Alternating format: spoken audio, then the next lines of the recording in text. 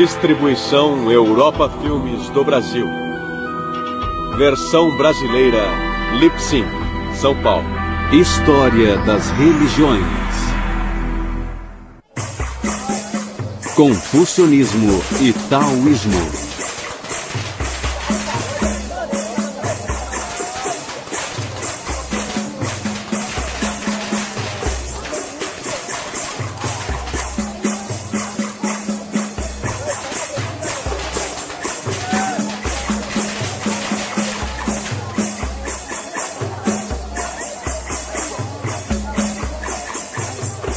Do segundo século a.C. até meados do século XX da era cristã, o confucionismo viria a ser a influência mais marcante na vida dos chineses. Para um observador distraído, tanto a filosofia quanto a religião chinesas parecem ser totalmente alheias à filosofia e à religião ocidentais. Por exemplo, cada uma das três principais religiões ocidentais, o cristianismo, o judaísmo e o islamismo, professam a fé em Deus como o fundamento de seu credo. Já a religião chinesa é mais voltada para a conduta humana. Alguns estudiosos se perguntam se os chineses são, ou se foram algum dia, religiosos. Também se questionam se os antigos chineses tinham deuses, mitos e heróis, a exemplo da maioria dos povos antigos, como os gregos, os japoneses, os hindus da Índia e outros. Mas se nos aprofundarmos e examinarmos de perto sua religião e filosofia, descobriremos que, em certos aspectos, elas não diferem tanto assim da cultura ocidental. Por exemplo, tanto a tradição chinesa quanto a ocidental enfatizam o valor da razão, o papel da moral nas relações sociais e a crença em que a alma do indivíduo está ligada ao transcendente. Para começar, devemos retroceder mais de 2 milênios, quando houve um intenso despertar em todo o mundo. Esse período de quase 6 séculos, de 800 a.C. a 200 a.C., produziu os filósofos clássicos gregos e indianos, os profetas hebreus e o grande mestre chinês Confúcio. Recentes estudos confucionistas têm se tornado uma busca pelo Confúcio histórico, uma descrição dele como pessoa real e não aquela imagem de adoração popular. O personagem histórico que conhecemos por Confúcio foi, na verdade, um homem de nome Kong Shu, que viveu no período de 551 a 479 a.C., e que durante 2 milênios foi conhecido só em algumas partes do que hoje chamamos China. O nome ocidental Confúcio foi de fato criado por missionários católicos que visitaram a China no fim do século XVI. O jovem, que veio a ser conhecido como Kung Futsu, ou Mestre Kung, e depois Confúcio no Ocidente, cresceu no antigo estado de Lu, no nordeste da China. Os pais de Kung morreram quando ele ainda era criança.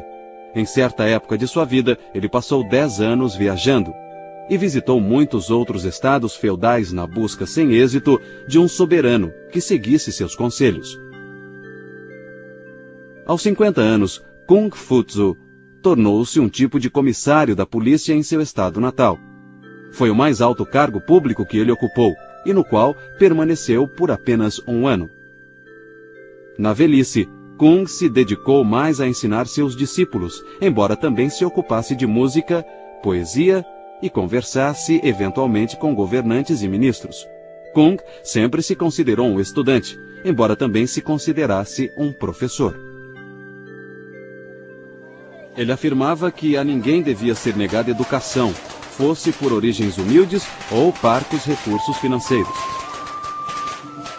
Embora Kung se visse mais como transmissor que como criador, ele tinha muita certeza de ter uma missão. De fato, a influência de Kung mudou a sociedade chinesa. Por exemplo, antes de Kung, a palavra Shu, ou cavalheiro, se aplicava apenas a homens de alta linhagem como oficiais militares ou nobres. Depois de Kung, Shu passou a ser aplicada a eruditos, que então ascenderam ao topo da pirâmide social. Soldados passaram a ser menosprezados. O cavalheiro era chamado de Shunzu, literalmente filho de príncipe.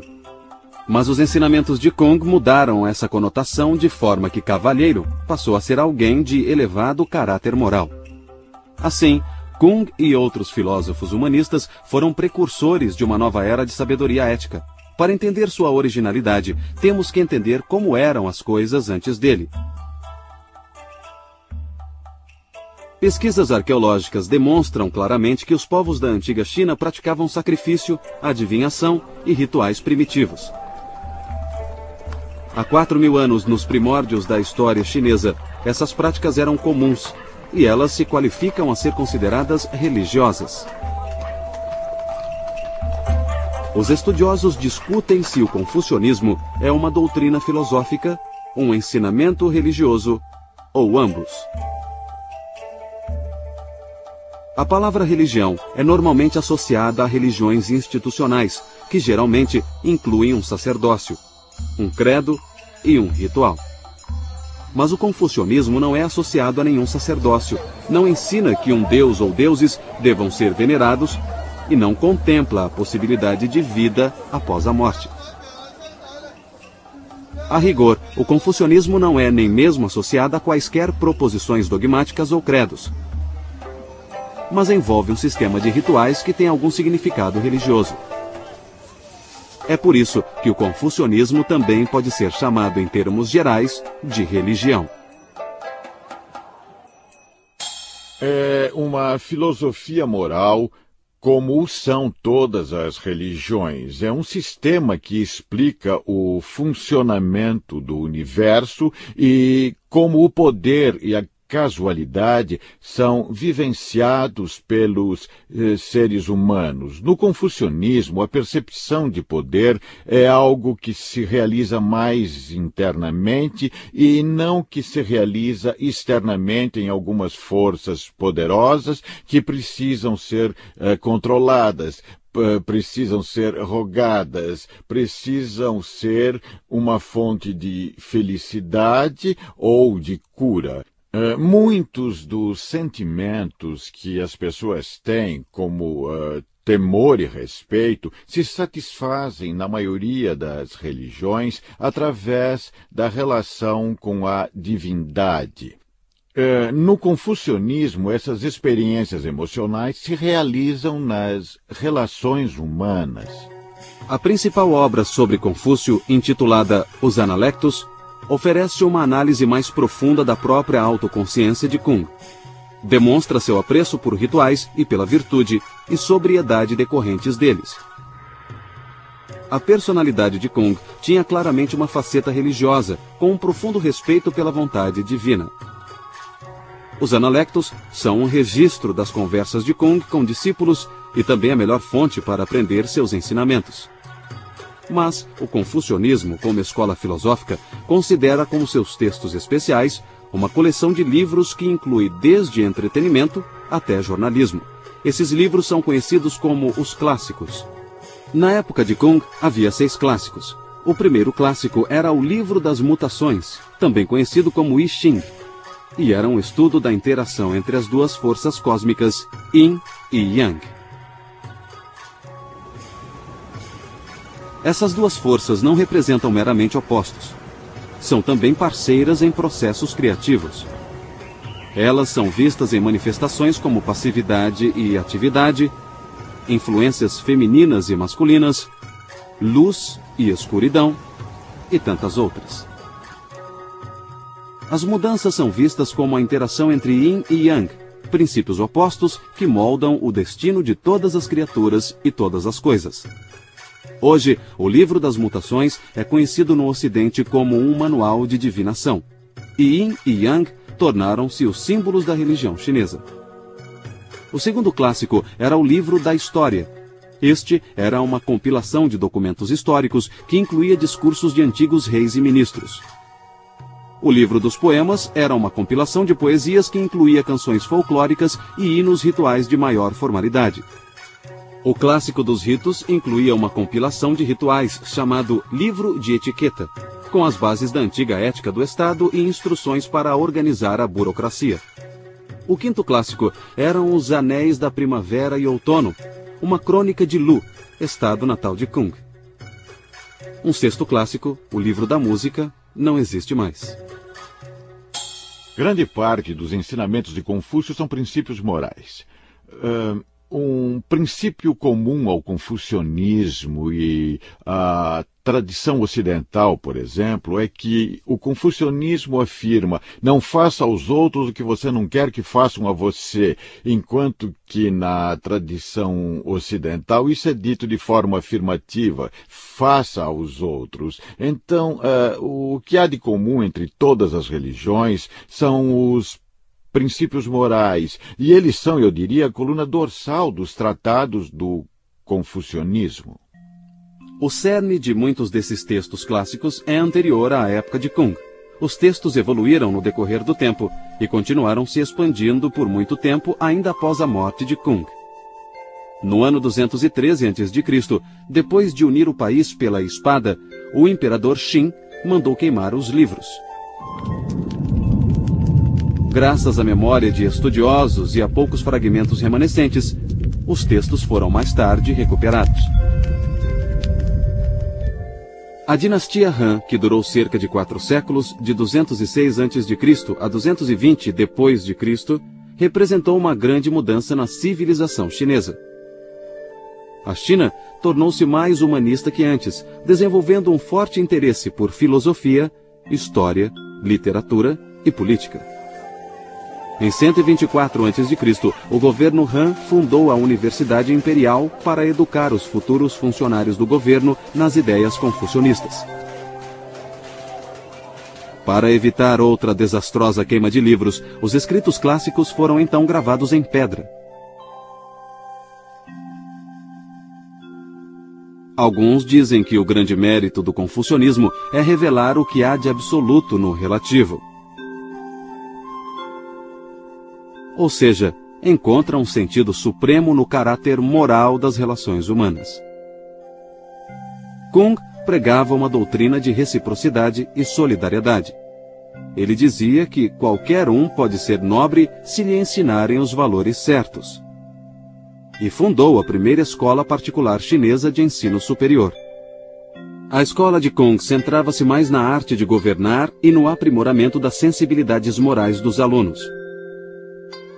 Uma das concepções confucionistas mais conhecidas é a chamada 5 relações, que seriam as relações entre governante e ministro, pai e filho, marido e mulher, irmão mais velho e mais novo, e entre um amigo e outro. Cada uma das 5 relações pressupõe responsabilidades mútuas e recíprocas. Um ministro deve lealdade a seu governante, e uma criança deve respeito a seus pais. Mas o governante deve, em troca, cuidar de seus súditos, assim como os pais devem cuidar de seus filhos. A doutrina central de Kung é a virtude do Zhen, que são o afeto e o amor existentes nas relações humanas. Para a família, eles reservaram um tipo especial de amor, porque as raízes do Zhen são a devoção filial e o respeito fraterno. O confucionismo reconhece o amor natural das relações familiares. Também reconhece os sentimentos naturais suscitados pela necessidade do próximo, quem quer que ele seja. Para o seguidor de Confúcio, o amor dos pais pelos filhos também se estende aos filhos de outras pessoas. O respeito filial pelos pais se estende aos pais de outras pessoas e aos mais velhos em geral. As relações familiares servem de modelo para o comportamento social, no afã de alcançar o amor universal. As pessoas devem respeitar os idosos, tanto os de sua família quanto os das famílias dos outros. Devemos ser bondosos não só para com as nossas crianças e adolescentes, mas para com as de outras famílias também. Esses preceitos são a fonte de união e solidariedade na cultura chinesa. Mas o confucionismo é mais do que um manual de bom comportamento. Também estabelece certos rituais, inclusive rituais religiosos. O confucionismo foi até mesmo chamado de religião ritual ou Li Jiao. O culto ancestral dos chineses era cercado de rituais como a veneração ao céu, o Senhor Supremo. Kung Futsu Pregava que era extremamente importante termos correta disposição interior ao nos engajarmos num ritual social ou religioso.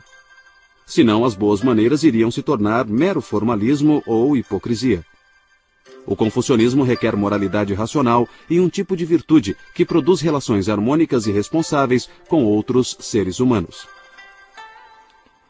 Na tradição confucionista, as maiores virtudes são a harmonia alcançada pelo relacionamento harmônico com os outros, o menosprezar de confrontos e conflitos e a prática de modos de vida que conduzam à harmonia entre os seres humanos. Enfim, a harmonia é uma das principais virtudes. Outra virtude importante é a benevolência. Kuhn negava ser um revolucionário. Ele até mesmo atribuía as próprias ideias aos antigos. Ele causou pouco impacto enquanto viveu. E morreu na obscuridade com cerca de 72 anos, em 479 a.C. Kuhn estava convencido de que sua vida fora um fracasso e que seus ensinamentos seriam logo esquecidos. Observando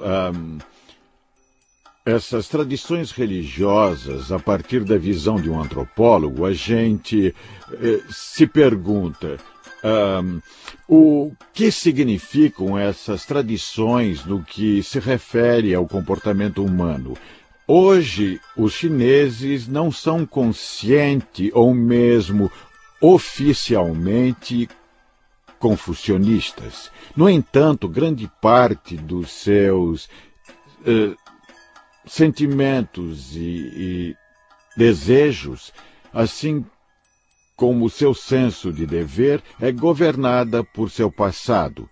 Então, muitos permanecem dentro da tradição confucionista, independentemente de acreditar nela ou não. Mas o confucionismo ainda é relevante? Se entendemos o confucionismo como uma ideologia passadista voltada para o estudo estéril de textos, com uma rígida hierarquia social, em que pais sempre reprimem filhos, homens comandam as mulheres e o passado impera sobre o futuro, então o confucionismo perde relevância no mundo moderno.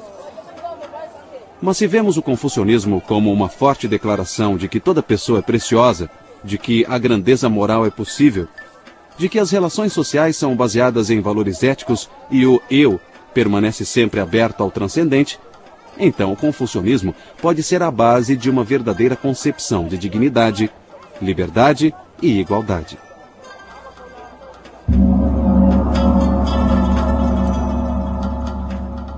Se quisermos entender os chineses e outras culturas do Extremo Oriente, então precisamos entender o confucionismo e o taoísmo. Pode-se dizer que a filosofia chinesa é, em geral, baseada em duas faces da existência. A face mais ativa, ou Yang, e a mais contemplativa, ou Yin. A força ativa Yang é associada tanto à moral quanto à filosofia social do confucionismo. É tida como uma força masculina e tem predominado nos períodos de unidade política e ordem social. A força contemplativa Yin tem sido mais associada ao taoísmo. Essa face passiva das coisas pode ser vista no naturalismo e no quietismo. A força Yin é vista como feminina. Mas as forças Yin e Yang não são mutuamente excludentes, e o taoísmo é frequentemente representado por um círculo, onde dois desenhos em preto e branco se entrelaçam.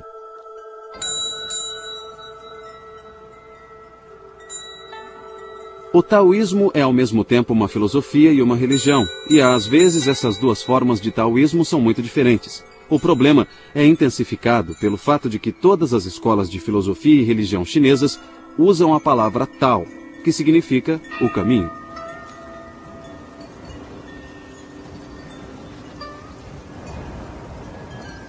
A maioria dos filósofos taoístas tem a genuína aspiração religiosa de transcender as limitações desta vida. Essa busca é tão antiga quanto a própria humanidade.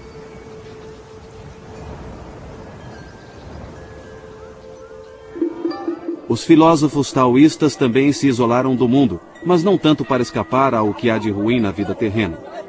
Eles se afastaram em protesto contra a opressão exercida pelas instituições políticas e sociais do homem.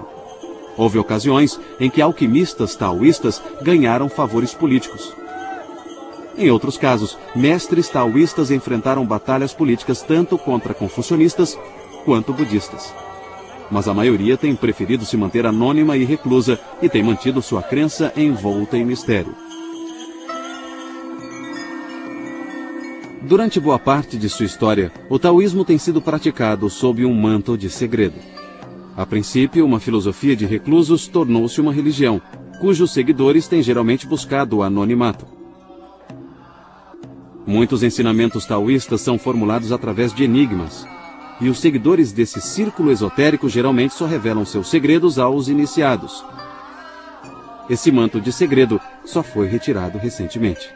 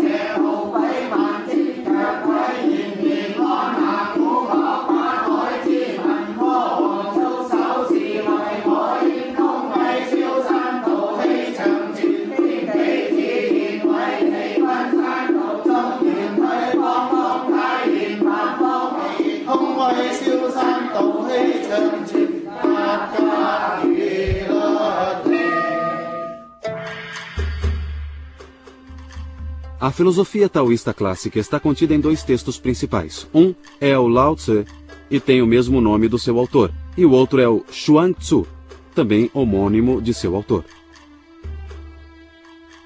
A concepção do Tao parece ser uma tentativa filosófica de estruturar uma antiga crença religiosa chinesa. Nos clássicos confucionistas, a divindade suprema era chamada Senhor nas alturas.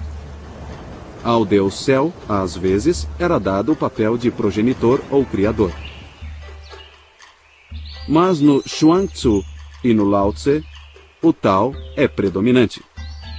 Aqui, o Tao não é visto como uma deidade personificada, mas como um modelo para o comportamento humano, o caminho natural, o caminho humano.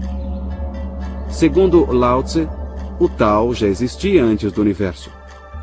É o ancestral imutável de todas as coisas, a fonte da qual tudo veio a ser. Os praticantes do taoísmo acreditam descobrir esse primeiro princípio inominável seguindo 3 métodos: contemplando o universo, cultivando a disposição correta para a meditação e adotando a perspectiva correta em relação à vida. No taoísmo, essa visão correta é expressa pelo termo Wu Wei, que significa literalmente inação.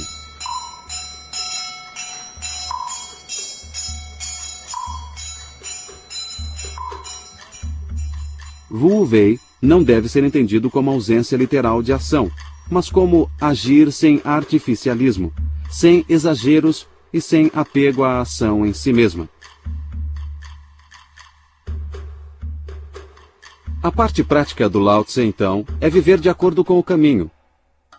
Um caminho de naturalidade, simplicidade e até mesmo fraqueza. Entretanto, a doutrina da inação ensina a sobrevivência. Nos ensina a manter a própria integridade em tempos de desordem. Esta talvez seja a lição prática mais importante da filosofia taoísta, e foi de grande importância na evolução da religião taoísta. O Lao Tse sugere certo grau de ascetismo, que é de se afastar do mundo, de seus prazeres e mesmo de seus valores mais prezados. Os que buscam o conhecimento do Tao devem purificar sentidos e paixões, que distorcem nossa verdadeira percepção da realidade.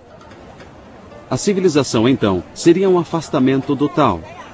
A filosofia taoísta instrui seus discípulos a buscarem harmonia apenas e tão somente com a natureza. Isso é bem diferente de buscar as virtudes confucionistas de humanidade e retidão.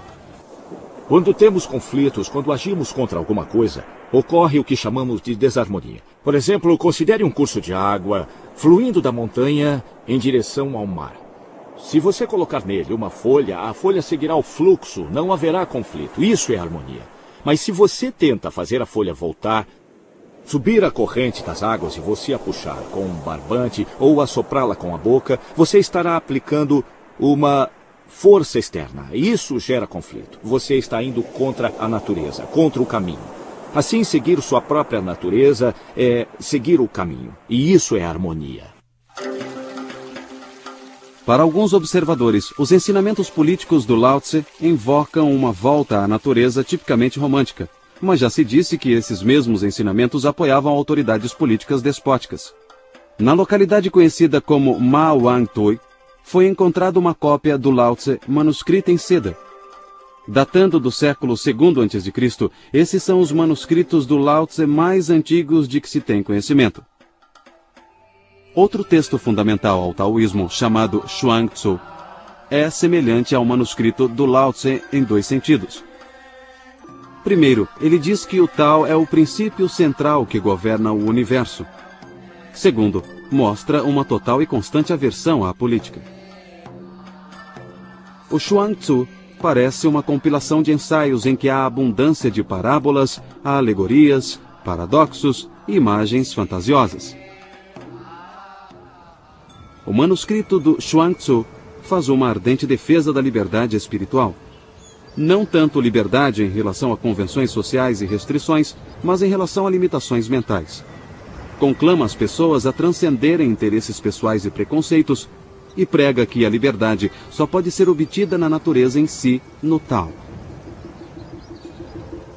O objetivo central do Xuang Tzu é encontrar a felicidade absoluta.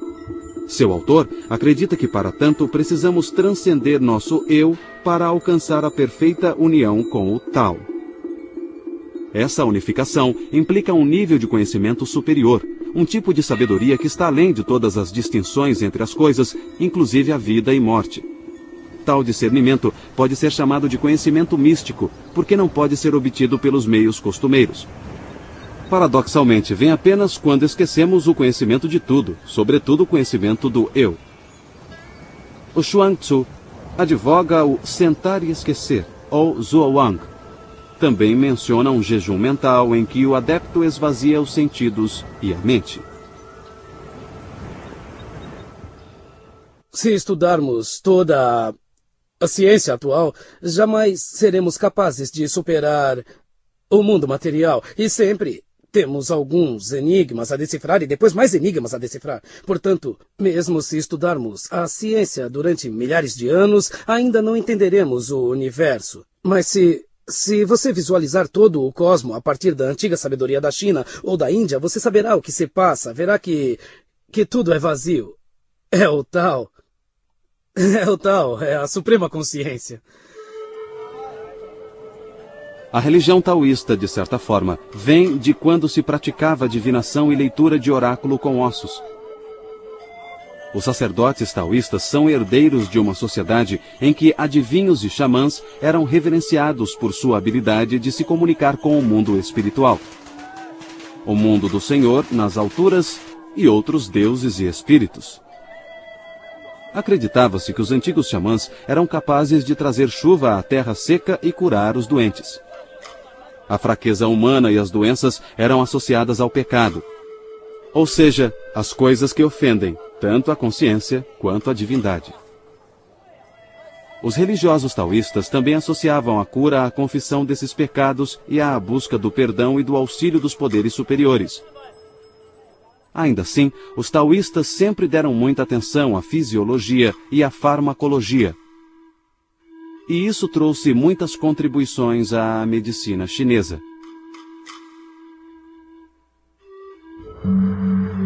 Os taoístas acreditam que devemos nos valer dos poderes sobrenaturais para nos ajudar e proteger nesta vida. Naturalmente, tudo isso levanta a questão da imortalidade. Ao longo da história, certas pessoas buscaram a imortalidade terrena na forma humana, mas a experiência universal da morte sugere que tal busca é ingênua. A longevidade real é sua mente continuar viva após a sua morte física. Acho que essa é a melhor forma de explicar a vida após a morte. Se você realiza alguma prática espiritual com diligência e regularidade, então sua mente ainda pode permanecer viva depois que seu corpo físico morrer. Bem como todos dizem, a morte é o fim de uma coisa, mas é o começo de outra. A morte ocorre para o nosso corpo quando morremos, e nada funciona. Isso é o começo do mundo, o começo da nossa desintegração. Nosso corpo se transforma em outra coisa. Vamos pensar no que acontece com nossa mente. Toda noite nós dormimos. Para onde nossa mente vai? Nunca pensamos nisso, nem nos preocupamos com isso. Mas automaticamente, no dia seguinte, acordamos pela manhã. Então, ao morrermos, como sabemos que não fomos para outro lugar? Só não voltamos para contar. Isso não é o fim. É o fim do nosso corpo. Mas não é o fim no conceito de eternidade. À medida que evoluiu, o taoísmo religioso se firmou como uma religião redentora. Embora ensine aos fiéis como viver vidas saudáveis, também procura guiá-los através desta vida transitória para uma eternidade feliz. Essa visão é muito diferente do confucionismo, cuja intenção é aperfeiçoar as condições morais nesta vida. Os taoístas hoje falam de imortais sagrados que ascenderam às regiões celestiais. Eles falavam de imortais terrenos que habitavam as florestas e montanhas sagradas e acreditavam que alguns seres humanos pareciam morrer, mas na verdade deixavam o corpo e ascendiam somente em espírito. Como os taoístas acreditam que homens e mulheres podem se tornar imortais, eles conduziam experimentos alquímicos, descritos como uma tentativa de roubar o segredo do céu e da terra. Em outras palavras, os taoístas acreditavam que a alquimia podia extrair da natureza o mistério da vida. Embora tenham fracassado em encontrar o elixir da imortalidade, suas experiências levaram a descobertas científicas na química, medicina e farmacologia. Tais descobertas só chegariam à Europa muitos séculos depois. Essa erva é de uso muito comum na China como tonificante do fígado e do rim. Também é uma antiga erva taoísta chinesa de longevidade e é muito popular entre os chineses. Também na cozinha. Ela é chamada de gokizi.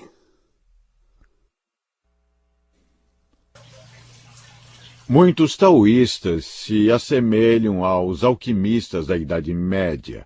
Eles acreditavam que pela manipulação de substâncias era possível aumentar a saúde do homem a ponto de permitir que a pessoa se tornasse imortal.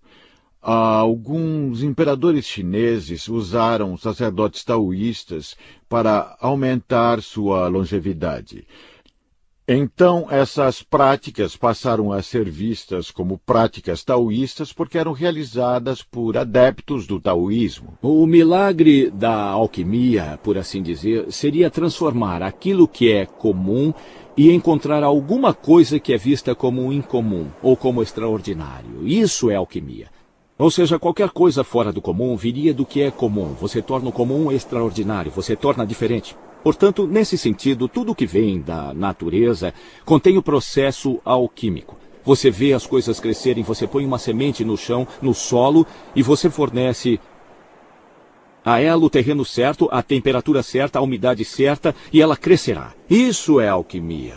A alquimia acontece, na verdade, diariamente em nossa vida. Nós só não sabemos reconhecê-la.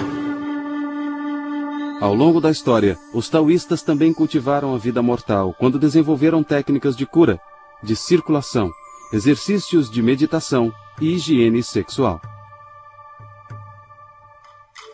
O taoísmo oferecia um sistema de cura verdadeiramente holístico, baseado num texto do século VI a.C., chamado Tratado de Medicina Interna do Imperador Amarelo. Esse texto continha uma lista de prioridades para a boa saúde. Primeiro, trate o espírito.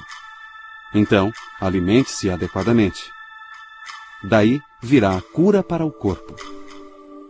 O taoísmo desenvolveu práticas de meditação que incluem um exercício com certos movimentos realizados de pé, com os joelhos levemente flexionados. Isso supostamente ajuda a restaurar o equilíbrio adequado de energia, ou o que os chineses chamam de Qi, dentro do corpo. Os taoístas acreditam que o Qi percorre meridianos dentro do corpo. A yoga e a acupuntura chinesas são baseadas nesses meridianos que apresentam vários pontos de acupuntura. Você se livra da energia tóxica causada pelo vento maligno. O vento maligno geralmente ataca a cabeça, causando obstrução. Quando há deficiência de Qi, a energia tóxica pode aumentar muito e precisamos estimular o Qi para nos livrarmos da energia tóxica que costuma vir do vento maligno. Nós a chamamos de Feng Qi. A religião taoísta também vê o corpo humano como um tipo de forno, no qual é possível preparar o elixir de imortalidade. Esse conceito é baseado num tipo de alquimia interna associada à yoga e à meditação taoístas.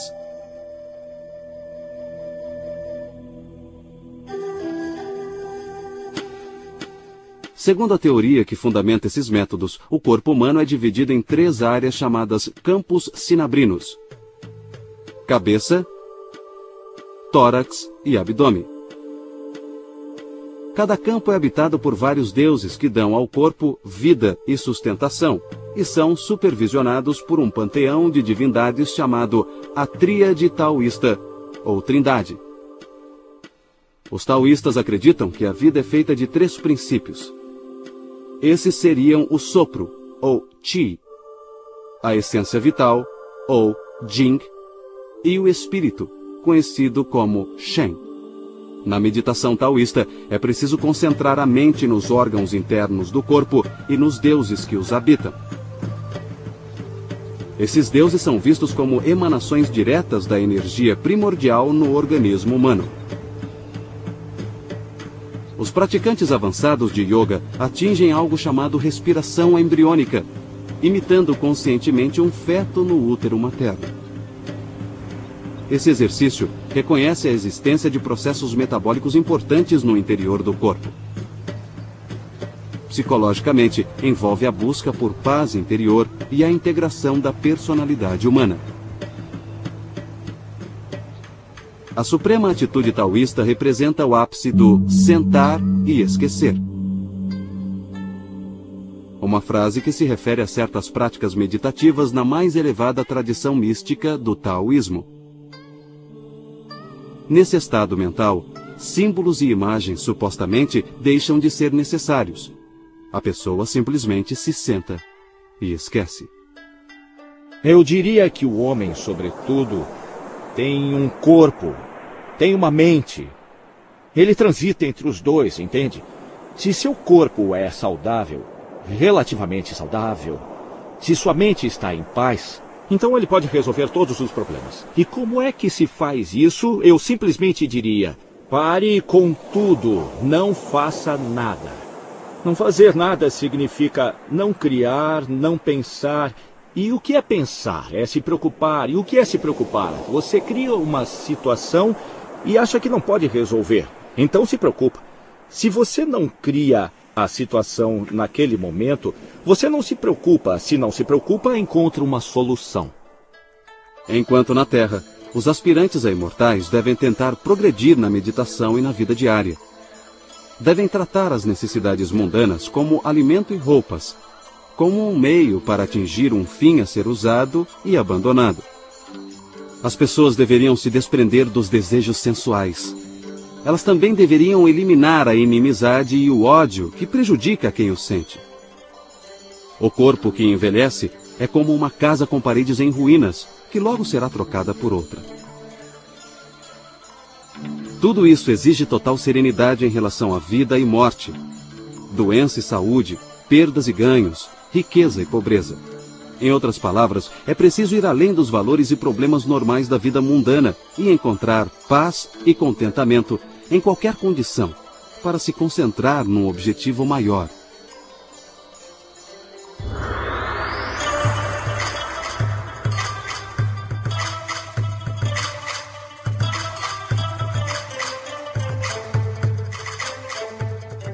Alguns estudiosos dizem que a filosofia e a religião taoístas exaltam as características femininas mais do que o confucionismo. Uma análise do Lao Tse dá razão a essa tese. Refere-se ao Tao como a mãe de todas as coisas. E parece favorecer as imagens suaves, femininas na essência, como a água, os vales e o vazio. Implicitamente, o Lao Tse reconhece o Tao como a mãe do mundo.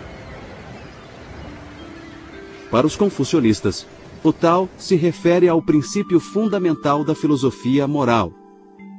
Mas quando discutimos o significado do Tao nos escritos de Lao Tse e de Chuang Tzu, nós nos referimos ao Tao universal, o caminho que a tudo inclui. Embora essa ainda seja uma conotação essencialmente filosófica da palavra Tao, ela também tem uma dimensão religiosa. O taoísmo filosófico foi uma dentre muitas fontes que convergiram para criar o taoísmo religioso. Outra fonte foi a escola Yin e Yang, que buscava compreender a ordem natural em termos de duas forças complementares, ainda que antitéticas ou opostas. Uma terceira fonte foi a escola dos 5 elementos ou agentes, que afirmava que 5 substâncias físicas, metal, madeira, água, fogo e terra, representariam forças cósmicas. Tanto a escola Yin e Yang quanto a escola dos 5 elementos ajudaram os chineses em seus esforços iniciais para entender o universo. Essas ideias penetraram as filosofias taoísta e confucionista, mas se tornaram ainda mais marcantes na religião taoísta. Os sacerdotes taoístas obtêm licença para realizar os rituais de cada tradição específica. Eles também realizam muitos outros rituais em festivais durante todo o ano. Os rituais mais conhecidos são aqueles voltados ao Ano Novo Lunar, celebrados com dragões dançarinos e fogos para afugentar demônios.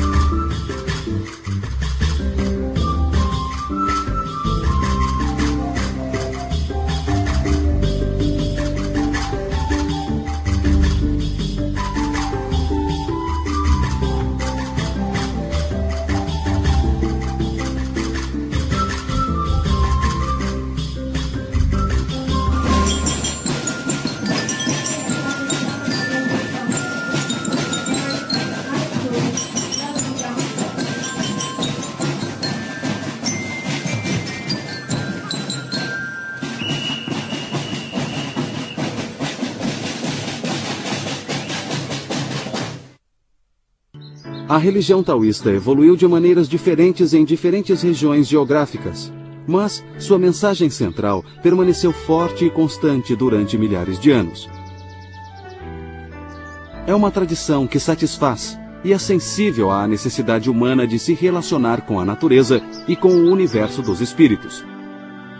Une a crença em uma divindade suprema com a crença em muitos espíritos intermediários aos quais se tem acesso por meio de preces.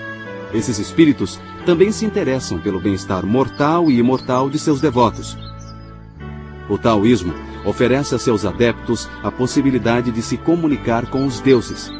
Eles podem até mesmo se tornar deuses, seja durante um breve êxtase neste mundo, seja no além. O taoísmo defende a experiência mística e encoraja uma vida de retidão moral. Oferece consolo no sofrimento e esperança de realização ao considerar e tentar melhorar as condições deste mundo. Por tudo isso, o taoísmo continua a satisfazer gerações de seguidores. E tem tudo para continuar assim por muitas gerações que estão por vir.